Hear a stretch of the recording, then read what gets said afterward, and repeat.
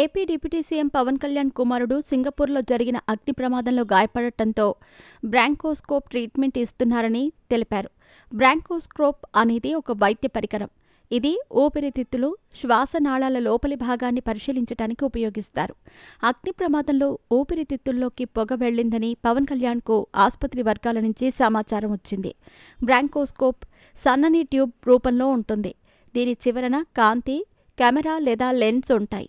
ఈ పరికరాన్ని నోటి లేదా ముక్కు ద్వారా శ్వాసనాళాల్లోకి పంపి ఊపిరితిత్తుల స్థితిని చూడటానికి ఉపయోగిస్తారు. దీని ద్వారా కొన్ని చికిత్సలు కూడా చేస్తారు. ఈ ప్రక్రియను బ్రాంకోస్కోపీ అంటారు. ప్రస్తుతం మార్క్ శంకర్కు బ్రాంకోస్కోపీ చేస్తున్నారని పవన్ కళ్యాణ్ తెలిపారు. బ్రాంకోస్కోపీని విస్తృతంగా ఉపయోగిస్తారు.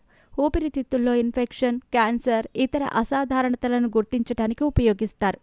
దీర్ఘకాలిక దగ్గు, శ్వాస తీసుకోవటంలో ఇబ్బంది లేదా రక్తం కక్కటం వంటి లక్షణాల కారణాలను తెలుసుకోవటానికి కూడా బ్రాంకోస్కోపీని వైద్యులు ప్రిఫర్ చేస్తారు. టెస్టుల కోసం ఊపిరితిత్తుల నుండి కణాలు లేదా బయాప్సీ నమూనాలను సేకరించి పరీక్షించడానికి ఉపయోగపడుతుంది. అలాగే కొంతమంది చిన్నపిల్లలు ఏదైనా పొరపాటున మింగేసినా శ్వాసనాళాల్లో అడ్డుకున్న వస్తువులను తొలగించటానికి బ్రాంకోస్కోపీ ఉపయోగపడుతుంది.